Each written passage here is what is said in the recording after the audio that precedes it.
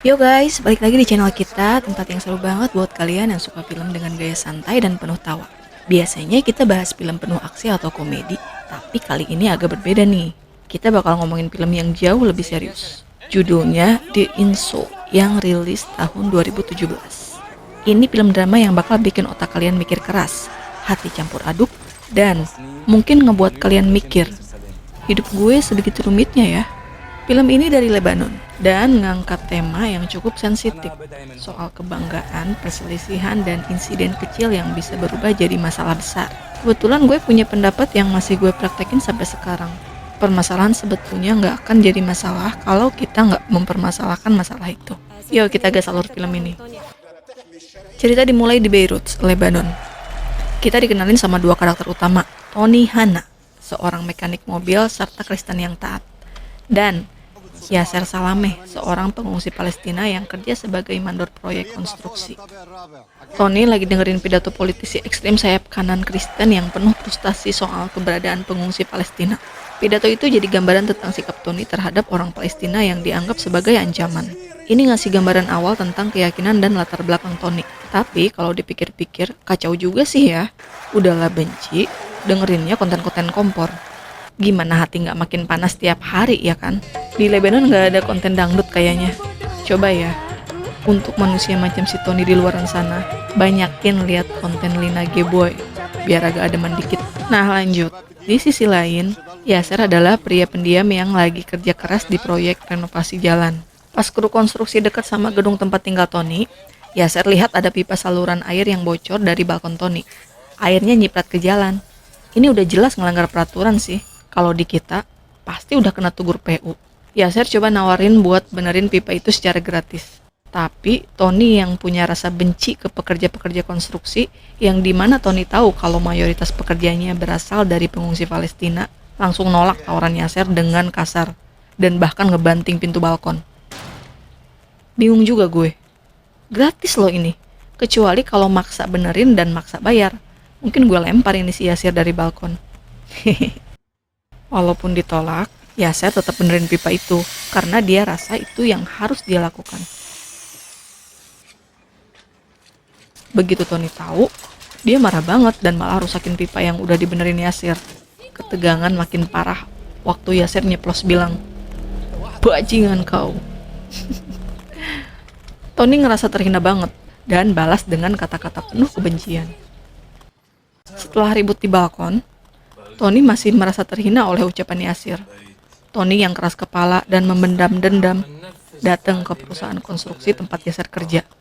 Di sana dia menuntut permintaan maaf dari Yasser atas ucapannya.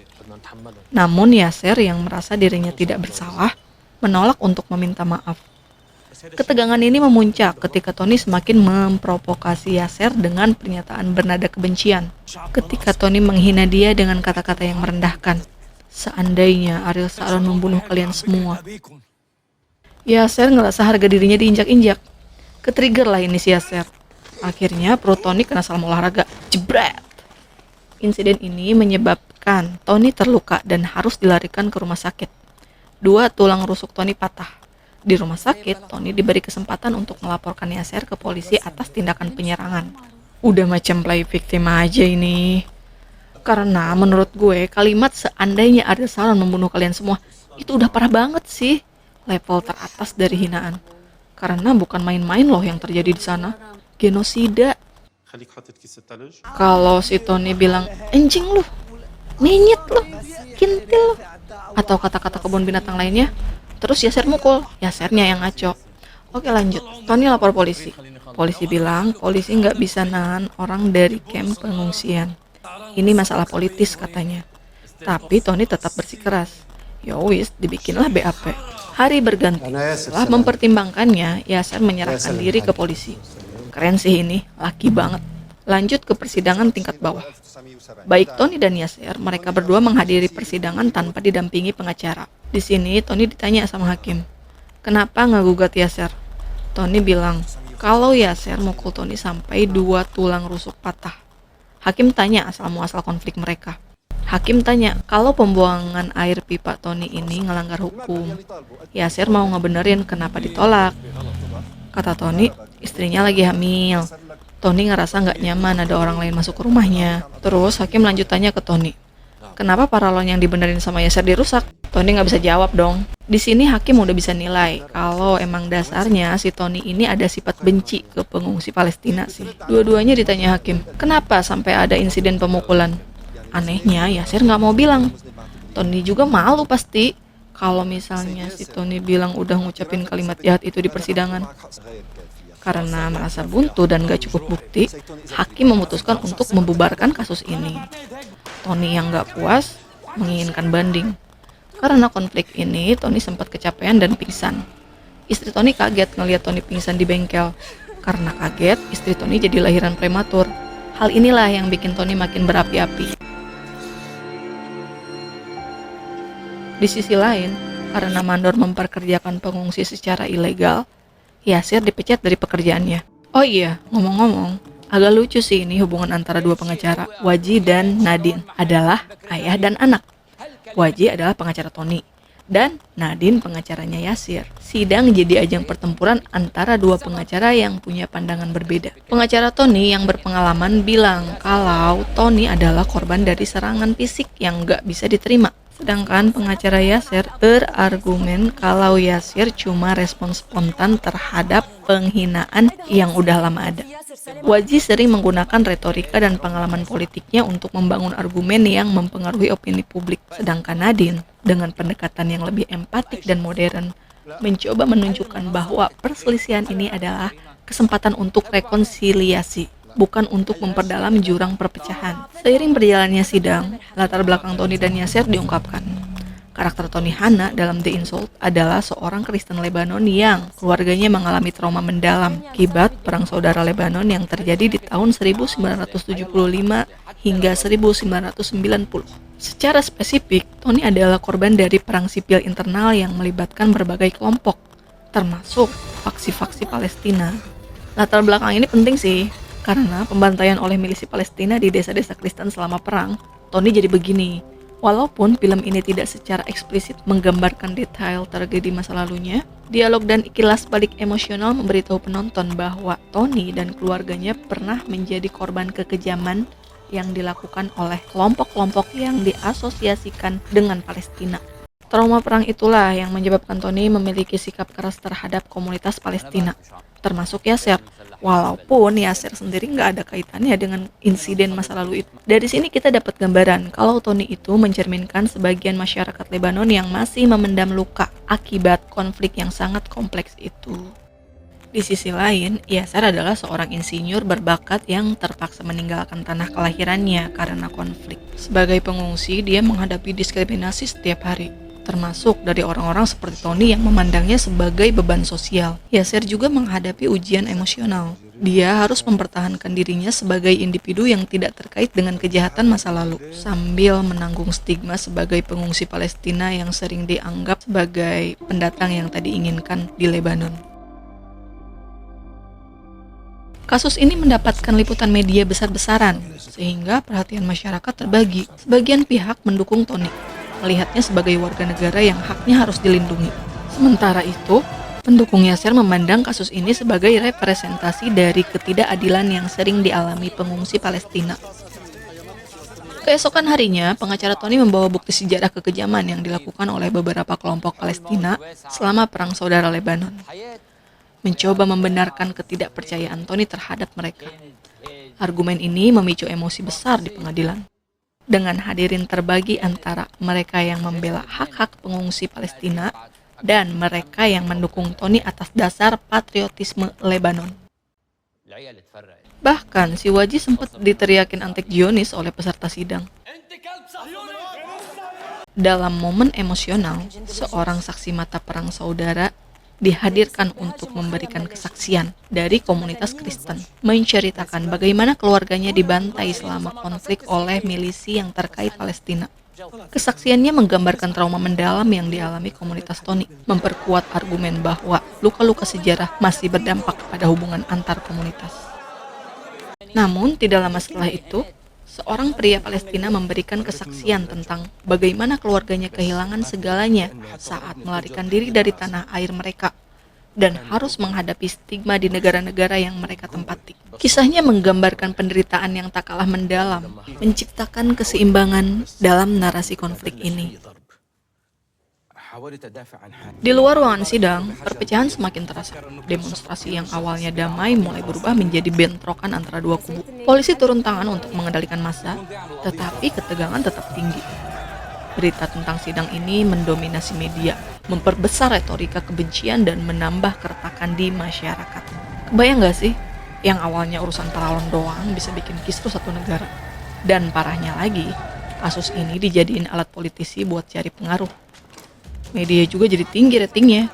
Tahu sendirilah, media paling demen banget nge-up berita kayak begini. Kerusuhan di mana-mana. Keluarga Tony diteror lewat telepon iseng. Bengkel Tony digambar logo Israel. Bahkan dua-duanya sampai dipanggil ke istana Presiden Libanon loh. Disuruh baikan mereka berdua. Dua-duanya tetap ogah baikan. Presiden di sini bilang kalau stabilitas negara jadi goyah gara-gara ulah kalian. Karena jalan buntu, dua-duanya pulang. Di sini ada adegan menyentuh sih. Lucu tapi menyentuh. Dua-duanya terkesan balapan menuju ke mobil masing-masing. Karena parkirannya bersebelahan, salah satu harus ngalah karena nggak bisa buka pintu mobil secara bersamaan. Nah, mobil Tony nyala. Dan cabut duluan. Mobil Yasser nggak nyala-nyala. Ngintiplah si Tony dari spion. Muter lagi dong si Tony buat bantuin Yasser. Asli minim percakapan. Tony bilang, masuk. Yasser masuk ke mobilnya. Terus Tony ngulik mesin mobil Yasser. Kemudian bilang, nyalain. Mobil Yasser sehat lagi. Tony cabut. Yasser senyum. Gimana ya? Jujur aja, gue berkaca-kaca di adegan ini. Minim percakapan tapi dalam banget maknanya. Gue sebenarnya yakin banget kalau dua belah pihak ini sebenarnya nggak mau sampai bikin heboh satu negara.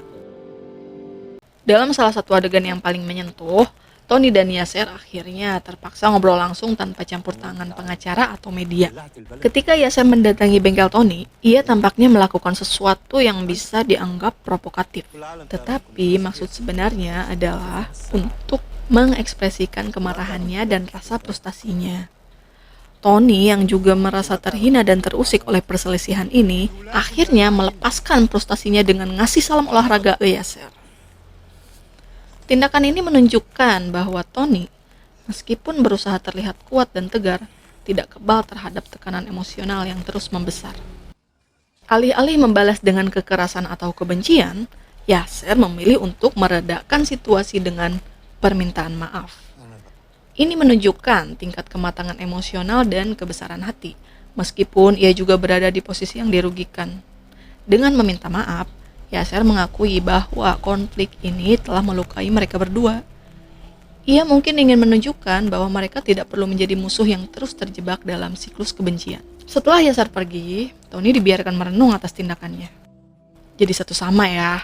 Awalnya si Tony kena salam olahraga dari Yasser, kemudian Yasser juga bikin sesuatu yang bisa ngundang si Tony untuk ngasih salam olahraga balik ke si Yasser, ya kan.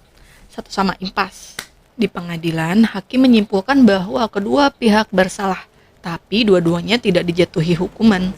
Yasser salah karena menyerang Tony secara fisik, dan Tony salah karena melontarkan penghinaan yang memicu konflik. Meski keputusan ini tidak memuaskan kedua belah pihak sepenuhnya, itu menjadi langkah kecil menuju pemahaman.